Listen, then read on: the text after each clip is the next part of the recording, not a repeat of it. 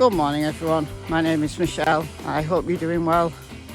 Welcome to sunrise on Sunday morning. 7:30 and I thought I'd be the only one out, but no, I've seen two people already.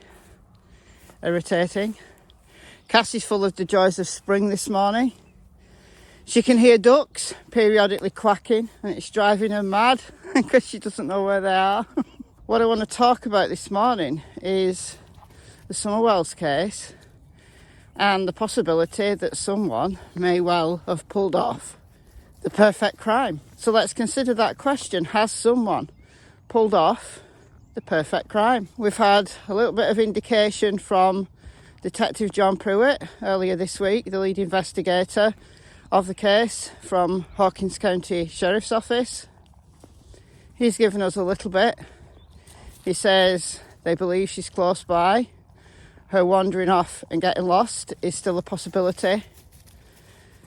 They're not ruling anything out, but they don't believe that she's been abducted or trafficked out of the area. So that's a little synopsis of what he said. So what are we to make of that? Well, me and a lot of creators have discussed his comments.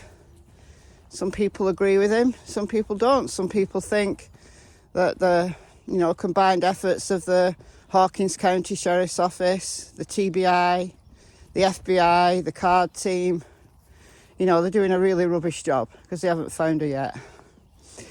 Well, I understand that, I do, because it's so frustrating. But when you talk about missing children or missing persons in general, the vast majority of them are found living or deceased. But they're found within the first day, 2 days, a few days. The cause of death, if they're deceased, is then determined. The manner of death is determined. If they're alive, that's brilliant news.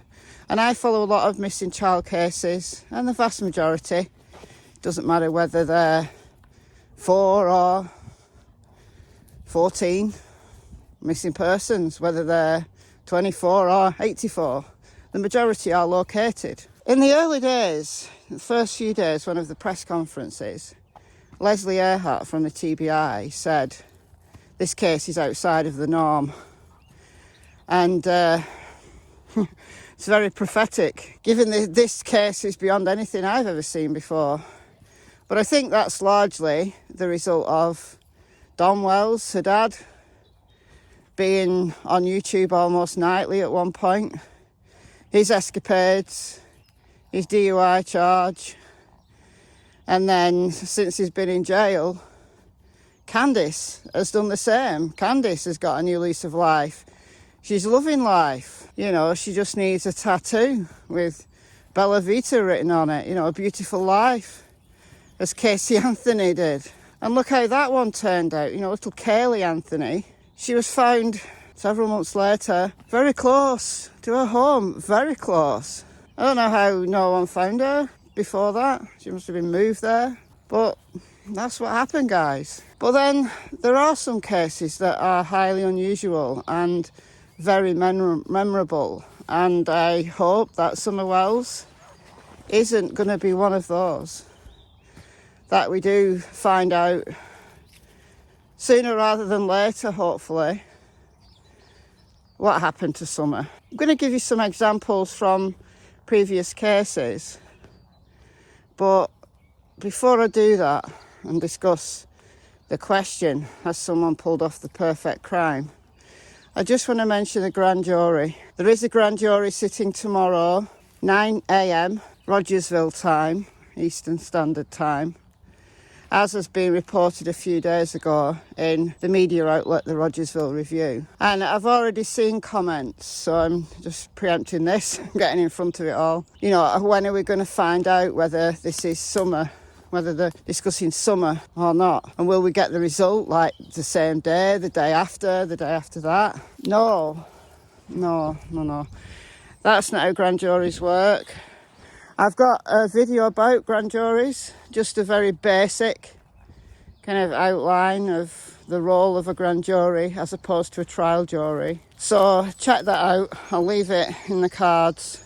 I'm assuming that that's the day the grand jury convenes. And then their proceedings are secret. So we'll never know what was discussed. They'll look at the evidence that's been collected so far. Let's just assume it's summer, just for this hypothetical. It might not be summer. To be honest, probably isn't summer. But let's just imagine for one moment that it is. They'll look at the evidence that's been collected so far, and then they've got the right to request more evidence. They've got the right to hear from witnesses. But it's only the prosecution side, so any witnesses that the prosecution, so the people who are trying the case, it's to determine whether or not there isn't enough to indict someone and take them to trial. So this process can go on for months, honestly. It takes as long as it takes. Now, I'm not saying that some grand juries are quicker, but I'm just saying that the process can be a lengthy one. It just depends. So, you know, if we hear something, if this is about summer and we hear something quickly, well, that's great. We can all be thankful for that. I'm just saying don't expect it, I guess. So there's that. Right, I'm going to head over, take a shortcut there to the woods. It's going to be like a second for you, a couple of minutes for me. Okay guys, so has someone pulled off the perfect crime? Let's discuss. If it's a crime, we've got to rule out the possibility that actually there was no foul play whatsoever. She wandered off, got lost, and unfortunately she just has never been found. You know, nobody's instigated it, nobody's responsible, there's no crime. She just wandered off and got lost. The early reports from the dispatch call that said she'd been missing 10 minutes, that's the first report that law enforcement had and the searchers had. So they're assuming that a little 5-year-old girl in that terrain, which is difficult for anybody, you know, it's very hilly, it's treacherous in places, you know, you have to be good, experienced at traversing some of those areas. But not all of them are like that. You know, there's large areas of, you know, habited land where, yeah, it might be hilly, but it's not treacherous. It's not difficult terrain at all. So she might not necessarily, if she did wander off, wander into the woods, not straight away at least. But as they started searching and started at the property, extensive searches of the property with scent dogs, cadaver dogs. Yes, cadaver dogs are there, have been there. Don't know where this rumour came from that they'd never used cadaver dogs. That's nonsense, of course they did. So within the first 2 weeks, they'd covered 4.6 square miles. Just to stay with me for the time being. I don't know if the sheep... Come on, we're going this way. We're going this way. We're not going that way. Till he says we are. Till he says we're going this way. We're not. Oh, all right. Go on then. We'll go this way. I don't know if there's sheep though. Can't see from here. I don't think there is. They won't hurt the sheep, but obviously the sheep would be scared. I don't want the sheep to be scared. That'd be mean. Now, I made a mistake in one of my videos when I talked about the search, because I said 4.6 mile radius. So like 4.6 miles in every direction, with Ben Hill Road being in the centre of the circle. And it's not that, it's 4.6 square miles. So, don't know whether they went further in one direction than another, because it seemed that certainly in November, and then when they came back, 3 weeks ago, 4 weeks ago now, they focused on very specific areas to the west of Ben Hill Road, because that's what their intelligence told them. You know, there was the footprints, there was scent alerts. So I'm guessing, and this is just a guess, I'm guessing they went in one direction more than others. I don't know. I really don't know.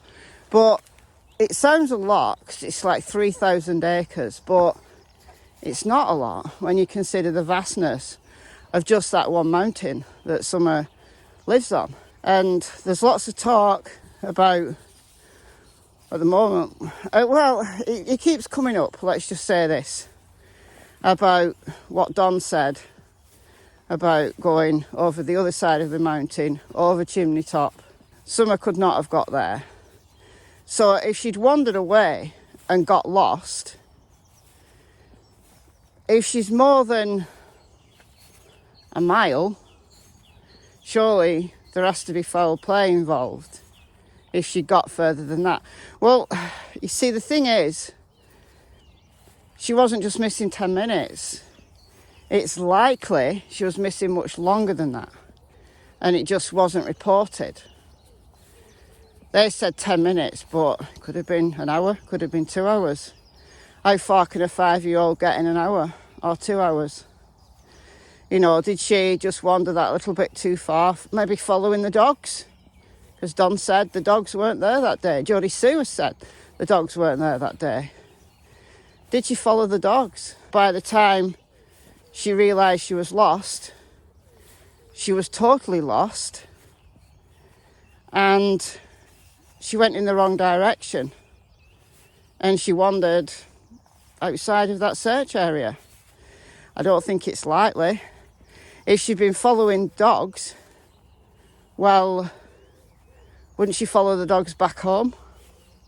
Unless she become injured, unless she'd met a demise. She was out of the search area, which we say 4.6 square miles. Would it have been like 1 mile, 2 miles? Could she have walked that far in 2 hours? Yeah. By the time the dogs decided to turn around and go home, she'd already met her demise. So people should have followed the dogs. I don't know. It seems unlikely to me.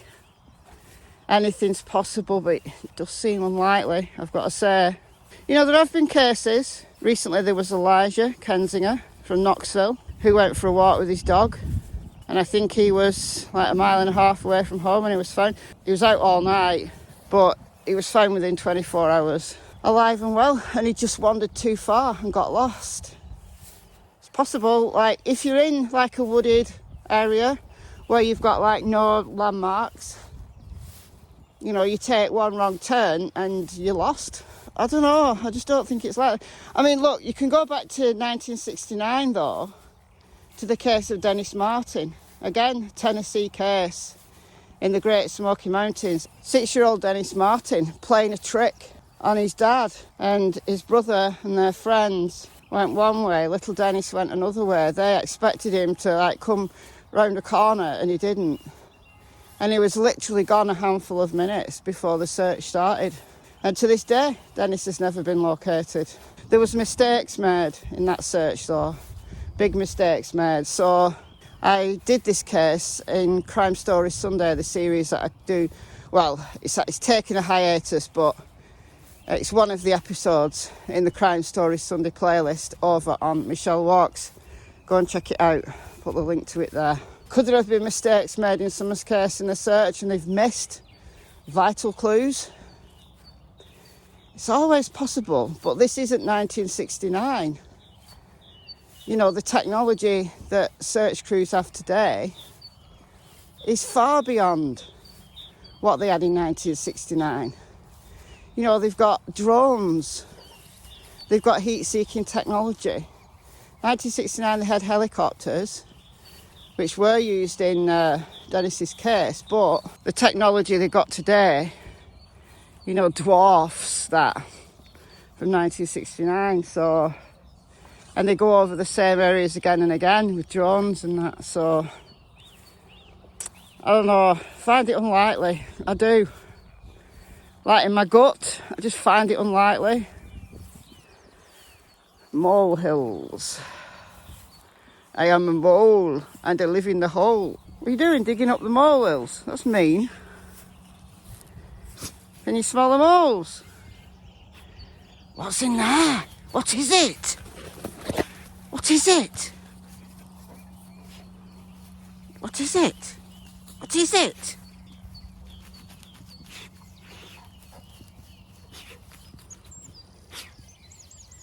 There's a mole. Where is it? Oh, come on. Leave him alone. Leave Mr. Mole alone. I'm going in that field. Cassie. Cassie. If we rule out wandering away and getting lost, still a possibility, still on the table, but if we put it to one side for now and say, no, this was a crime. Detective John Pruitt said they've looked at cell data, they've looked at GPS, cell tower dumps, they've had warrants for social media, and it's come to nothing.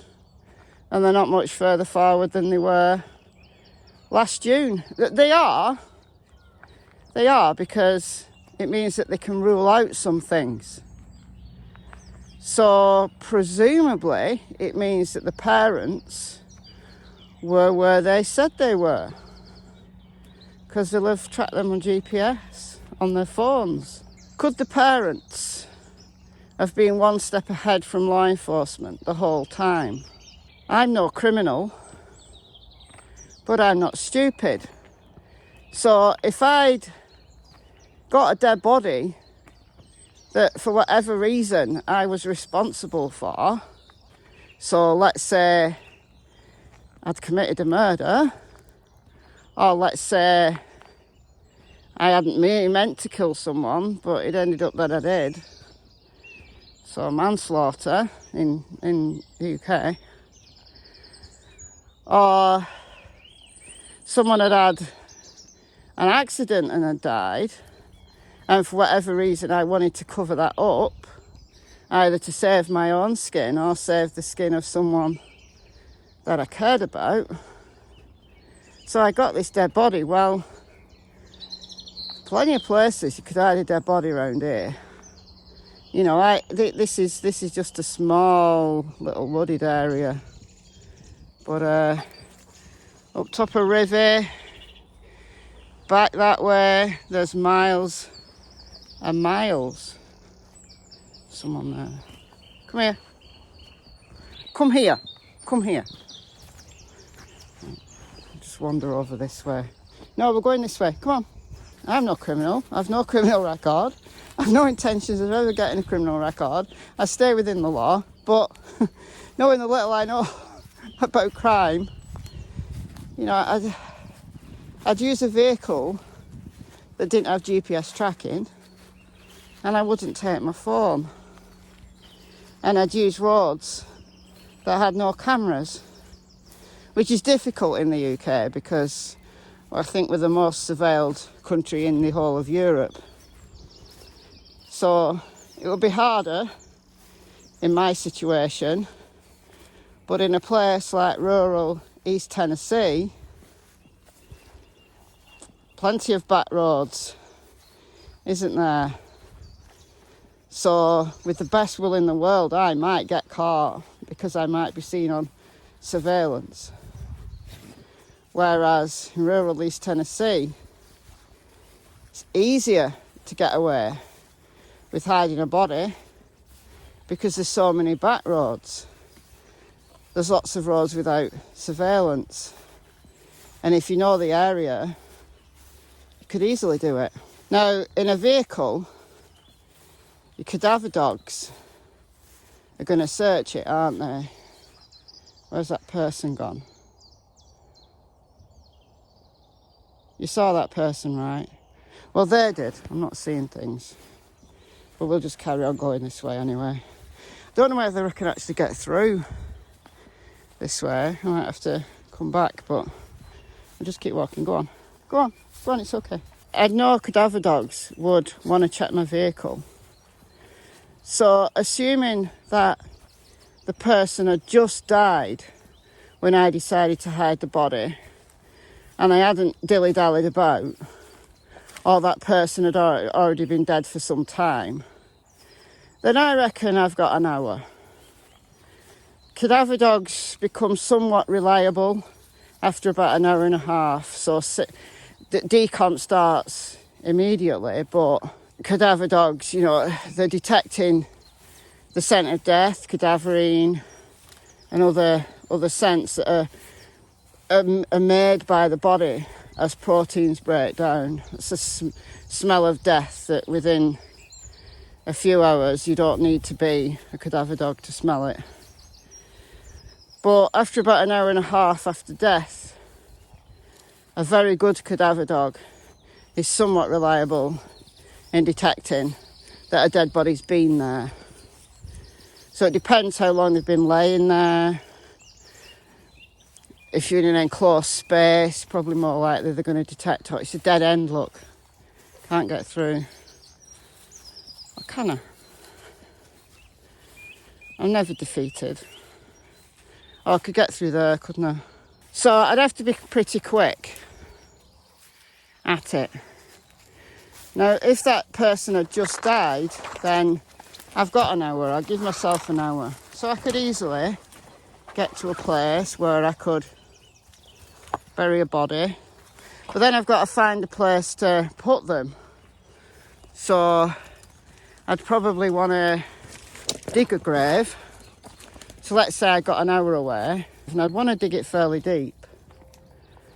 And I'd want to hide my tracks coming back, because I wouldn't want footprints, I wouldn't want tyre tracks, I wouldn't want to leave anything. So it becomes more difficult than you think, doesn't it? You know, to never get detected. To never get detected. It's possible. Probably easier in rural East Tennessee than around here, as I said. But it's possible. So has someone... Oh, another person. What is wrong with people? Why are they coming out so early? Oh, they're going that way. Why are you going in the mud, you weirdo?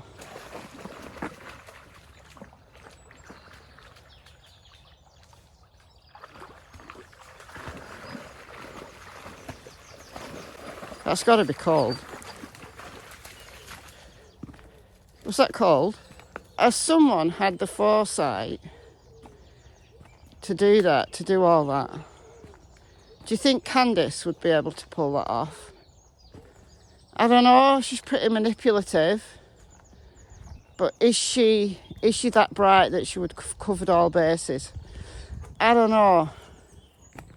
I think Don's pretty devious. I think Don might just about pull that off. I don't know. Tilly, this way. She's trying to bark at a German Shepherd. Absolute clown.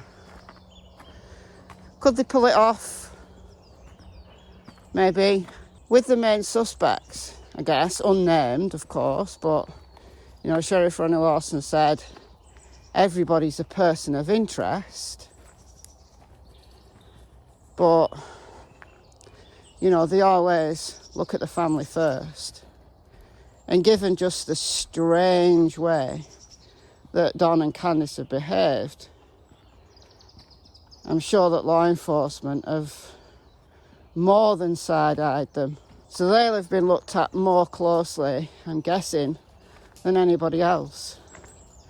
But there's always that possibility that the parents are innocent. Their alibis, their GPS, everything checks out because they're actually innocent. So could there be somebody who's flown under the radar, who's been able to get her out of the local area And they may not have even gone that far. But they've been able to take her. And whether they've murdered her, whether they've sold her, without detection. Is that possible? I looked at Don Sherfy Jr. a few weeks ago. I did several videos on him. He wasn't investigated when the RSOs in the area were, because he's not an RSO. He's not yet convicted, although he's been caught with over 1,000 images of child P. He was in court this week and he got a continuance. So I think his next court date's in July. He was arrested in May 2021 and he was out on bond in June when Summer disappeared. And although he lives a few miles away, his dad, Don Sherfy Sr., is a family member of Mary, who lives very, very close in the vicinity of the footprints. He's kind of a family member, at least. His girlfriend lives there. Long-term girlfriend. Is it him? Is it someone else like him that has flown completely under the radar? Because most SOs are not RSOs at all. So is it someone else who has pulled off the perfect crime, who hasn't been detected yet? And I say yet because I hope they are at some point. But in that vastness of Appalachia, her little body could have been put anywhere, couldn't it? I mean, apart from the immediate vicinity, where do you look? It's like a needle in a million haystacks. She's a tiny, tiny body. And it sounds very pessimistic to say, you know, if someone has pulled off the perfect crime, well, she might never be discovered. I hope that law enforcement have got more information than what they've told us. They might have information that isn't for public consumption. And they've only told us part of the story. Come on, this way. That's me being optimistic. Is that realistic? I don't know. So I'm going to call it a day. Let me know what you think in the comments below. I've been Michelle. Hope you're well.